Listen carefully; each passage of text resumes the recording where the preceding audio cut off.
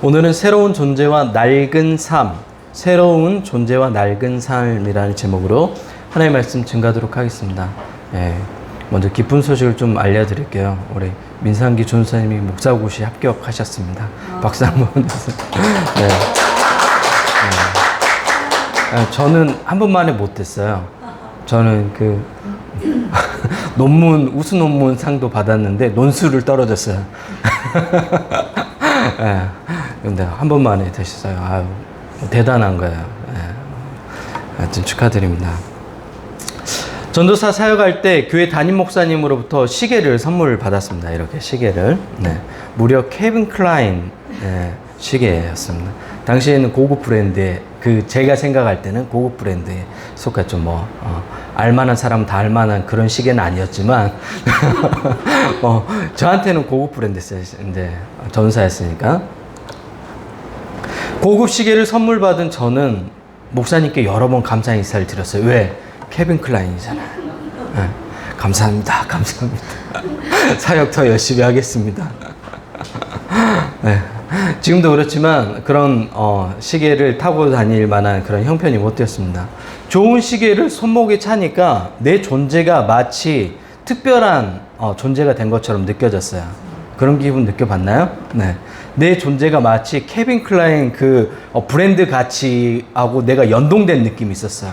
그래서 내가 케빈 클라인이야. 이렇게 되는 느낌이 있었어요. 일주일 내내 시계를 볼 때마다 웃음이 나왔어요. 예언아, 케빈 클라인. 친구들한테 괜히 이렇게 딱 몇 시야? 물어보고. 하지만 이 행복이 오래가지 않았어요. 일주일이었어요. 왜요? 일주일 후에 갑자기 시계가 습기가 차기 시작하는 거예요. 케빈 클라인인데 습기가 차. 너무 막 화가 나기 시작했어. 심지어 시계 바늘이 몇 시인지 가리키는지 알 수 없을 만큼 찼어. 가득. 내가 바다를 깊숙이 들어간 것도 아니고 세수 정도 한 것 뿐인데 방수가 안 돼서. 저는 화가 났습니다. 가슴 저 밑에서부터 분노가 끓어오르기 시작했어요. 10만 원 넘는 시계가 어떻게 이렇게 금방 망가질 수 있나. 케빈 클라인 회사가 원망스러웠어요. 그리고 매장을 찾아가 강하게 항의하려고 찾아갔어요. 매장 안에서 여자 직원이 굉장히 친절하게 맞아줬어요. 어떤 일로 왔냐고. 그래서 아니, 시계 산지 얼마 안 됐는데, 선물 받았지만 일주일밖에 안 됐는데 습기가 찼다. 이거 문제 있는 거 아니냐. 그래서 시계를 건네줬어요. 잠시 후에 굉장히 황당한 일이 벌어졌어요. 어떤 일이 벌어졌을까요? 여기서는 도저히 고쳐줄 수가 없다는 거예요. 그래서 아니, 왜 여기 매장 브랜드 시계인데 왜 못 고쳐주냐. 저희 브랜드가 아니라는 거예요. 케빈 클라인이 적어져 있고 심지어 보증서까지 있는데, 알고 봤더니 짝퉁이었던 거예요. 너무 부끄러웠어요. 그 순간 너무 부끄러웠어요. 그 사람도 얼마나 그래도 매너 있게 얘기했죠. 참 얼마나 어이없었겠어요. 당당히 가가지고 시계 고장났다고. 그리고 그 시계 어떻게 했을까요? 풀어서 버렸어요. 짝퉁 시계였던 거예요. 모조품이었던 거예요. 그제야 알았죠. 내가 잔 시계가 짝퉁이라는 사실을. 그 순간 내 존재도 모조품 짝퉁 인생이 된 것처럼 느껴졌어요. 그 시계를 버리는 순간 같이 나도 버려지는 느낌이 있었어요. 여러분, 이런 경험 있나요? 시계라서 다행이지만 만약 우리가 배운 신앙이 가짜라면 어떤 일이 벌어질까요? 상상조차 할 수 없죠. 끔찍한 일이겠죠. 몇십 년 동안 자신이 배운 복음이, 신앙이 짝퉁 복음이고 다른 복음일 때 여러분 어떠겠어요? 굉장히 충격받죠. 허탈하고. 내가 믿어왔던 지금까지 신앙이 잘못된 신앙이었어? 라고 생각하면. 근데 오늘날 그런 신앙이 존재하나요? 존재하죠. 신천지나 이단들이 굉장히 많죠. 그리고 유사복음이 우리나라에 굉장히 많이 존재합니다. 오늘 본문에 생각조차 하기 싫은 일이 발생했어요. 어느 날 갈라디아 공동체에 다른 복음을 전하는 사람들이 들어왔습니다. 이들의 영향력은 바울이 전한 복음보다 더 컸습니다. 왜냐하면 짝퉁 복음이 우리의 타락한 본성을 어떻게 해요? 강력하게 끌어당기기 때문에 그래요. 여러분, 이단들이 잘 되는 이유가 있어요. 왜 잘 되죠? 우리의 타락한 본성을 강력하게 끌어당겨요. 신천지에 굉장히 많은 청년들이 빠져 있죠. 그리고 지하철에서 성경을 보는 청년들은 대부분 모든 사람이 신천지는 아니지만 신천지 확률이 높아요.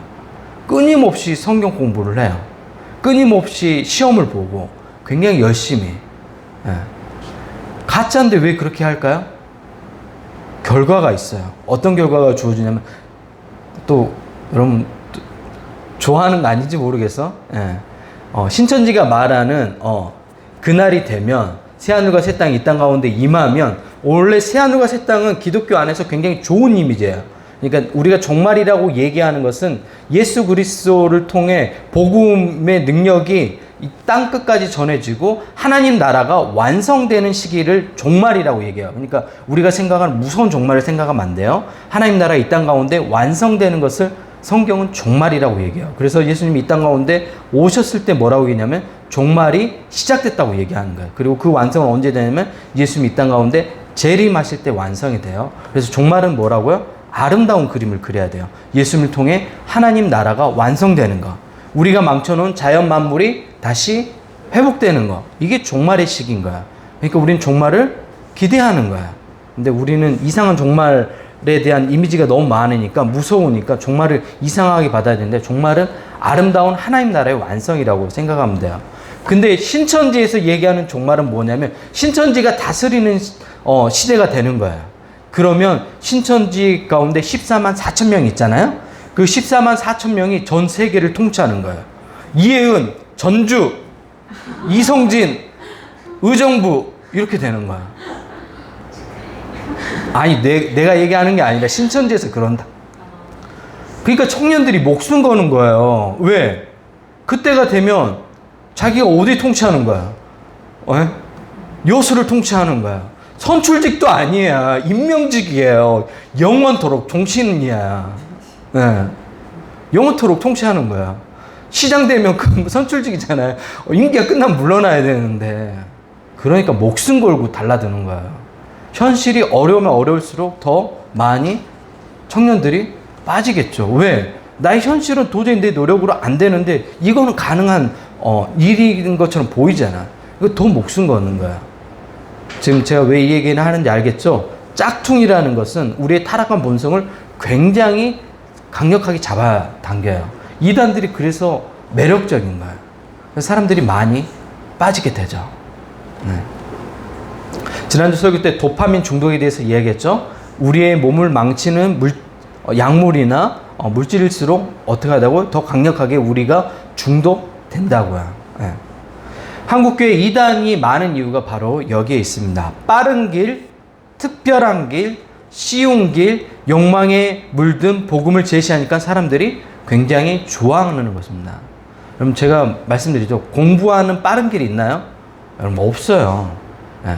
정직하게 기초부터 다져나가면 어느 순간에 그게 복리로 쌓여요. 공부라는 것은. 그래서 늘 기초를 얘기하죠. 네. 제가 연기 얘기할 때도 항상 얘네한테 얘기하죠. 호흡 발성이 기본이에요. 연기자가 딕션이 안 좋아. 비하하는 건 아니에요. 예전에 굉장히 유명한 여배우가 있었는데 혀가 좀 짧았어요. 그래가지고 사랑해 이렇게 발음하는 최모 배우가 있었는데 사라져 버렸잖아요 지금. 딕션이 안 좋으면 연기자인데 배우가 딕션이 안 좋으면 어떡해요? 좋아야죠. 목사인데 성경 내용을 전체적인 개관이 다 안 되어 있어. 그럼 문제가 있는 거죠. 보험사인데 보장 내용을 잘 몰라. 늘 물어봐. 가지고 본사에 물어봐. 이럴 때 이런 문제가 있는 거죠. 전체적인 내용들 다 깨고 있어야죠. 상해보험 어떤 건지 기본이 되어 있어야죠. 갈라디아서 1장 8절입니다. 다른 복음을 받아들인 바울이 너무 분노한 나머지 갈라디아 공동체에게 다음과 같이 이야기합니다. 그러나 우리나 혹은 하늘로부터 온 천사라도 우리가 너희에게 전한 복음 외에 다른 복음을 전하면 저주를 받을지어다. 저주를 받는다는 게 아니라 그만큼 강력하게 경고하고 있는 겁니다. 바울이 얼마나 화가 났는지 아시겠죠? 복음은 신앙의 핵심이에요. 신약성서에 복음이라는 단어가 76회 나오는데 바울 서신에 61번이 나와요. 그러면 그만큼 바울이 복음을 중요하게 다뤘다는 거예요. 복음을 뜻하는 헬라어 단어가 유앙겔리온이라는 단어인데 고대 사회에서 전쟁의 소식은 승리의 소식은 정말 기쁜 거예요. 왜? 자신의 삶의 모든 것들을 회복하는 거예요. 근데 그 전쟁에서 승리했다는 소식을 유앙겔리온이라는 단어를 사용했어요. 근데 복음이라는 단어를 이 단어를 기독교가 사용하고 있는 거예요. 그럼 어떤 정리에서 승리한 거예요? 예수님께서 하나님 나라의 승리를 가져왔다. 이 땅 가운데 세상의 나라가 끝났다. 하나님 나라가 이 세상 나라를 전복시켰다. 이런 내용을 담고 있는 게 복음이에요. 승리의 소식입니다. 하나님이 여러분을 사랑해 십자가에서 자신의 모든 것을 내어준 이야기가 바로 복음이에요. 그래서 복음이 굉장히 중요하죠. 왜? 하나님이 나를 사랑한다는 소식이잖아요. 그래서 바른 복음은 오직 예수님과 십자가만 있어야 합니다. 갈라디아 교회 처음 이 복음을 갈라디아 교회가 순수하게 받아들였는데 그들 안에 기쁨도 있었고 신앙생활을 잘 해나갔어요. 하지만 이방인 중심으로 형성된 이 교회에 이방 유대 기독교인들이 들어왔어요. 그리고 이야기하는 거야. 좀 신앙이 성장하고 하나님 뜻을 잘 알려면 할례를 행해야 돼. 형식적인 것들을 가르치는 거야. 우리도 그러잖아요. 여러분도 그러잖아요. 신앙생활 잘 하려면 뭐 하라고 얘기해요? 새벽 기도부터 나와. 이렇게 얘기하잖아요. 새벽 기도 나오는 건 중요한 거예요. 좋은 거예요. 그러나 그 새벽 기도를 나오는 게 좋은 신앙인의 지표가 되는 건 아니에요. 그 행동을 한다고 해서 좋은 신앙이 되는 게 아니에요. 근데 그렇게 이야기하는 거야. 그런 일을 하면 더 좋은 신앙이 될 수 있어 라고 가르치는 거야. 이것을 뭐라고 얘기하냐면 율법주의라고 얘기하는 거야. 이들은 더 나은 신앙이 되기 위한 조건으로 할례를 행해야 된다고 가르쳤습니다. 그러면 하나님의 뜻을 온전히 알 수 있을 거라고 이야기했습니다. 율법의 행위는 우리의 신앙을 증명해 주지 못합니다. 우리의 신앙은 하나님의 뭐로 시작됐죠? 은혜로 시작됐죠. 하나님의 은혜로 시작됐다고 이야기하는 것이 바로 십자가 사건이에요. 여러분 십자가를 여러분의 무슨 노력으로 받았어요? 그 은혜를? 아무런 우리의 노력을 하지 않았어요. 오직 뭐예요? 하나님의 은혜로 된 거예요. 그래서 우리가 믿음이라고 얘기하는 거, 하나님의 그 신실한 믿음이라고 얘기하는 걸 많은 신앙인들이 착각하는 게 뭐냐면 우리 안에 있는 신앙적인 열정의 내용들이 믿음이라고 착각해요. 그거 아니에요. 제가 얘기했죠. 성서에서 얘기하는 오직 의인은 믿음으로 말미암아 살리라. 그 믿음은 어떤 믿음이라고 얘기했어요? 하나님의 신실하심을 믿는 거예요. 하나님이 나를 향한 신실하심을 믿는 거예요. 우리를 향한 그 신실하심을 믿는 거예요. 그러면 내 마음의 상태하고 상관이 있어요?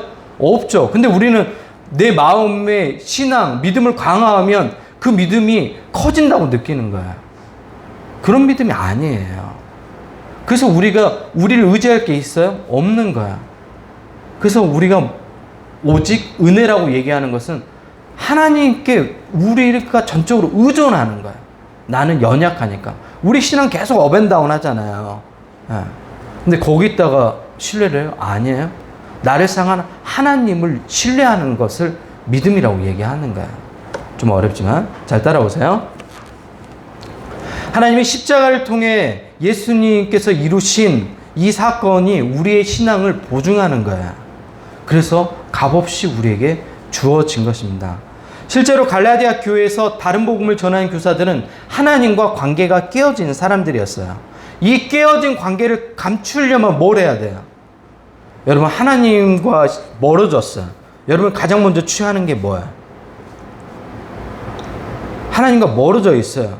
근데 여전히 나는 교회 안에서 다른 사람한테 좋은 신앙인으로 보이고 싶어 하잖아요. 그럼 뭘 해요? 감춰야죠. 가면을 쓰는 거죠. 그러면 어떤 행동들을 해요? 마음은 아니지만 여전히 그 관계를 유지하는 것처럼 하는 거죠. 어머 권사님 얘기하면서 다 하나님의 은혜죠. 집사님 다 하나님의 은혜죠. 내 마음은 그런 마음이 없고 내 마음은 피폐해져 있고 내 마음은 하나님과 깨어져 있어 너무 멀리 있는데도 불구하고 그런 모습으로 나를 포장하고 계속해서 덕지덕지 외부에 붙이는 거예요. 이게 뭐라고요? 율법주의인 거예요. 그래서 주의라고 얘기하는 거예요. 율법주의 자체나 율법은 나쁜 거예요, 좋은 거예요? 모세를 통해서 율법이 우리에게 주어졌잖아요. 내 부모를 공경하라, 나빠요? 좋은 거란 말이에요. 근데 제가 얘기했죠. 뭐가 나쁜 거예요? 마음이 없고 껍데기만 남아있는 형식을 가지고 자기를 외식하는 거예요. 꾸미는 거예요. 그래서 나쁘다고 얘기하는 거예요. 이해되셨나요? 네, 잘 따라오세요. 네. 그래서 율법 자체는 나쁜 것이 아닌데 깨어진 그 관계를 감추기 위해서 그 율법의 행위를 통해서 자신의 신앙이 여전히 좋은 것처럼 위장하는 거. 그게 나쁜 거야. 그러면 여러분 그런 신앙인이 안 되려면 어떻게 해야 돼요? 솔직하게 있는 그대로 하나님께 나아가야 돼요. 저는 다 부서진 사람입니다. 제가 여러분하고 이야기할 때 너무 내면의 솔직한 것들 다 얘기해버리자. 여러분 부담스럽죠? 아니 목사면 좀 신앙이 좀 굉장히 있는 것처럼 얘기하고 그런 갈등 고민들을 안 하는 것처럼 얘기하면 좋은데 그런 고민들을 하는 거 다 얘기해버리잖아요. 포장 안 하잖아요. 카리스마 있게 좀 해가지고 할렐루야 막 이런 것들 좀 기대되나? 다 주님이 해주실 겁니다. 여러분 고민하지 마십시오. 막 이렇게 약간 사이비 같네? 네. 하면 좋은데 그렇게 안 하잖아요. 근데 그런 것들이 신앙의 좋은 모습이 아니라고요. 네. 그런 것들을 계속해서 자기 마음에 덕지덕지 붙이잖아요. 그러면 율법주의자가 되는 거예요. 이해되시죠? 내 마음과 외부가 자기 분열이 일어나 버리는 거야. 주위에서 이런 신앙인들을 많이 보시죠. 예. 머리 갈 것도 없이 여러분을 보시면 됩니다. 예. 텅 빈 마음과 껍데기만 남은 신앙을 위장하기 위해 계속해서 뭔가 혼합하죠. 그리고 욕망을 선택한 자기 변명을 하기 위해 다른 사회적 개념들을 계속 가져오죠. 저는 걱정이 되는 게 기독교의 메시지하고 다른 일반 사회적인 메시지하고 혼합돼 가지고 너무 많이 사람들이 이야기를 해버려요. 심지어 그 내용이 불교적인 내용이 불교에서 가르치는 좋은 가르침이에요. 내용 자체는 나쁘진 않아요. 인간이 살아갈 때 윤리적이거나 좋은 가르침인데 그 내용이 혼재돼 가지고 기독교 내용인 것처럼 이야기하는 사람이 너무 많아요. 여러분 기독교는 변화를 요구해요? 요구해요. 여러분 있는 자리에서 머물러 있으라고 하지 않아요. 성화를 요구해요. 그리고 성화가 되어 갈 수밖에 없어요. 누구하고 동행하면? 성령님과 함께 행하며. 그리고 그 성령님과 함께 행하면 욕망을 쫓아가요? 아니죠. 욕망을 쫓아가지 않죠. 오늘 바울이 하는 얘기가 그 얘기인 거예요. 근데 우리는 욕망을 추구하는 삶을 살아가죠. 왜? 매력적이라고 얘기했잖아요. 그리고 다른 복음, 가짜 복음은 그 욕망을 추구해도 괜찮아 라고 가르쳐요. 그래서 다른 복음이 오늘날도 여전히 우리 교회 안에 들어와 있어요. 휴가 기간이었죠, 지난주에. 근데 많은 사람들을 만났는데 그 만난 사람들 가운데 다른 복음을 배운 사람들이 너무 많더라고요. 대화를 나누면서 너무 안타까웠어요. 그 신앙의 중심에 예수님과 십자가가 중심이 아니라 다른 내용들이 중심이 되어 있는 거야. 네. 또 대화 나누다 보면 이 사람이 심리학자인지 목회자인지 구분이 안 가는 거야. 물론 심리학은 굉장히 중요한 학문이에요. 인간을 이해하는데 그러나 그게 기독교의 핵심 내용, 복음을 대체할 수는 없는 거예요. 그러니까 제가 늘 얘기하잖아요. 그런 좋은 학문들은 우리가 어떻게 해요? 이용하는 거죠. 사용하는 거고. 근데 그거를 대체해버리는 순간 나중에 뒤집혀 엎인다니까요. 예. 그래서 과학에 대해서 얘기했잖아요. 예. 천동설 기독교가 얘기한 거 아니에요. 프톨로의 마이우스라는 그 천문학자가 얘기했는데 중세교회가 고대교회가 받아들인 거야. 그래서 그 중세교회 안에서 천동설은 가장 좋은 기독교를 설명하는 방식으로 자리 잡고 있었는데 지동설이 나와보니까 어떻게 해요? 뒤집혀 버리잖아요. 교회가 이제 그걸 받아들여요? 오랫동안 이게 진리라고 가르쳤는데 못 받아들이죠. 그 위에 다 쌓아놨는데 그거를 받아들이는 순간 뒤집혀 엎혀지잖아요. 그러니까 지동설 얘기하는 사람도 어떻게 해요? 탄압해요. 힘으로 누르고 막. 그렇게 된다고 이야기하는 거야. 그러니까 지혜롭게 해야 돼. 그럼 과학적인 학문은 지혜롭게 설명하는 방식으로만 받아들이고 그거를 중심에 놔버리면 안 된다고 제가 이야기하는 거예요. 참고로 과학을 좋아하잖아요. 그래서 얘기하는 거야. 위험성들도 많다고.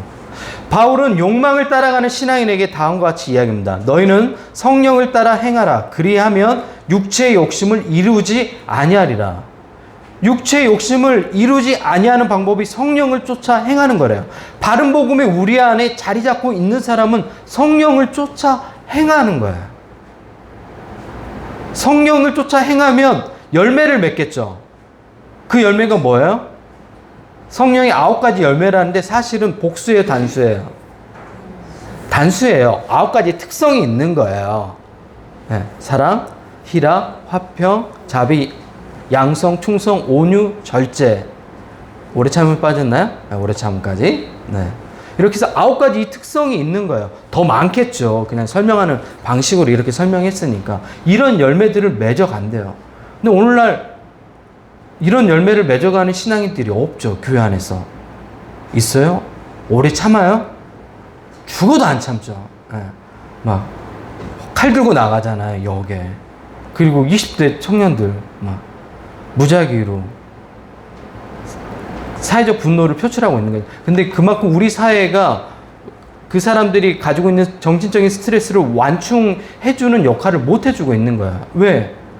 정부가 바뀌면서 그런 완충할 수 있는 문화적인, 복지적인 그 모든 재원이 다 어디로 들어가 버렸어요?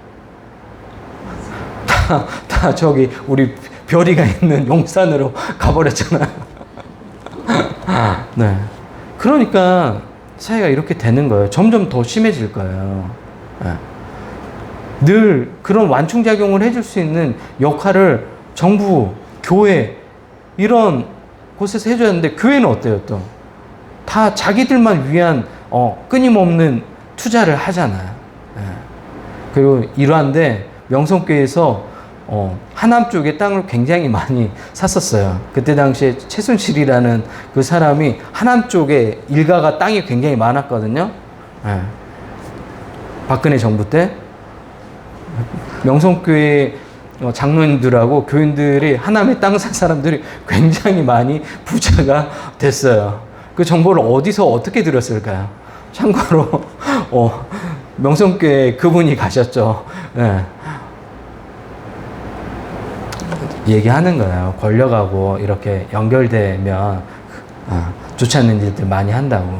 그리고 또 여전히 명성교회에서 이번에 총회한다고 하는데 안타깝죠. 그런 것들이 다 욕망을 따라가는 거예요. 그렇게 해버리면 많은 사회적인 문제가 발생하죠. 교회에 대한 인식이 나빠지죠. 작은 교회들은 어떻게 돼요?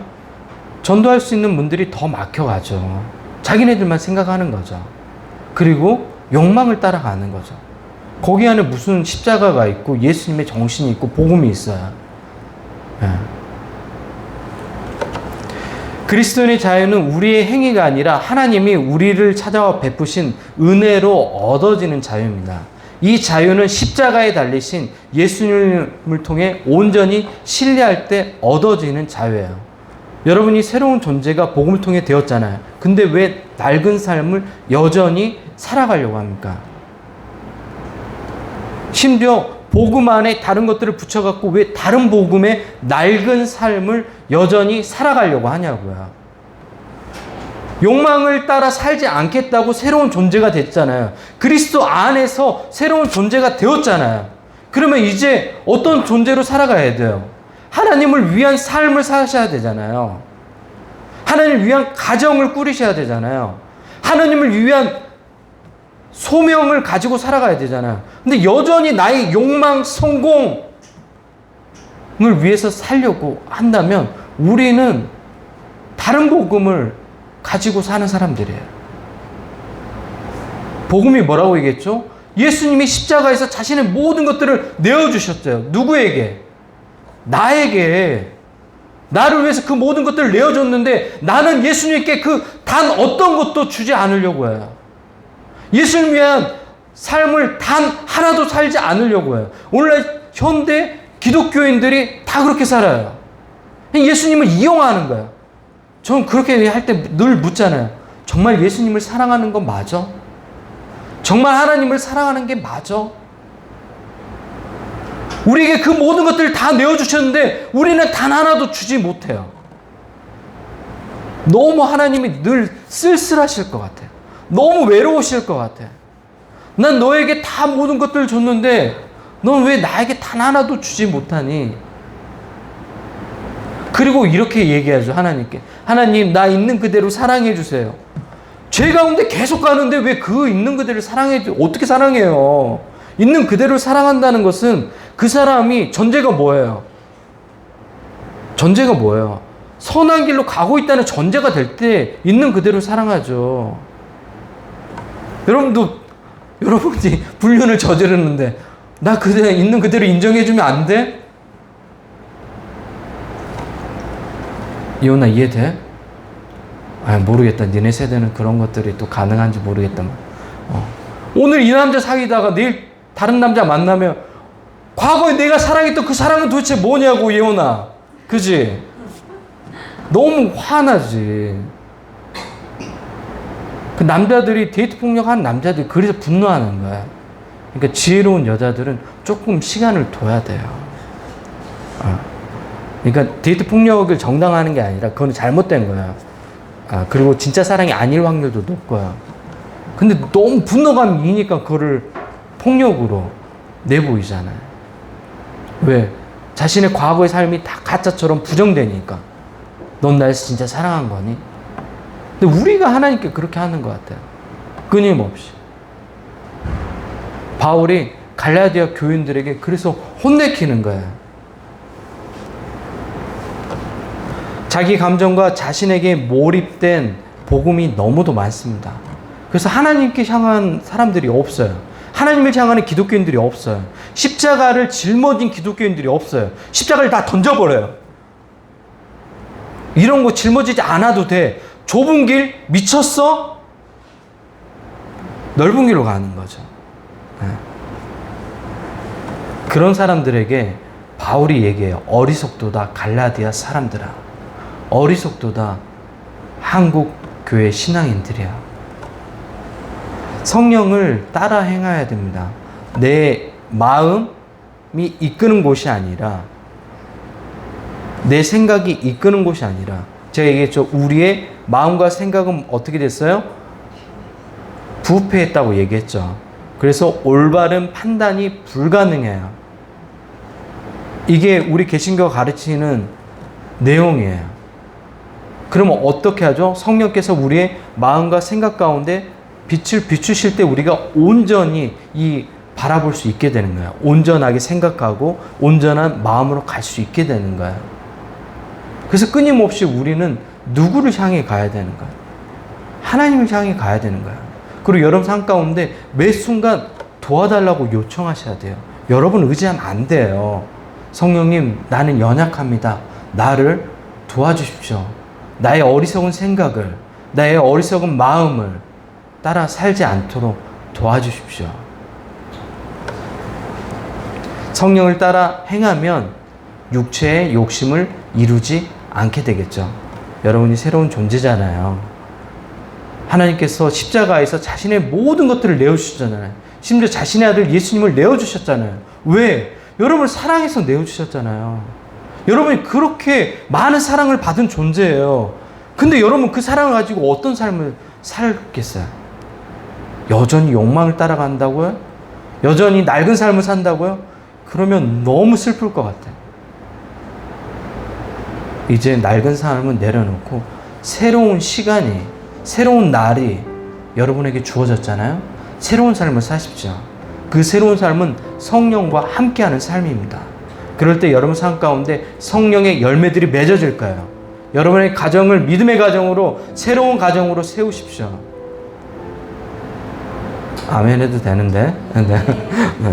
두려워하지 말고 아멘 하세요. 그냥. 네. 여러분의 삶을 새로운 삶으로 채우십시오. 그럴 때 여러분의 삶이 성령의 열매를 맺는 그런 삶이 이루어질 겁니다. 우리 같이 기도할까요?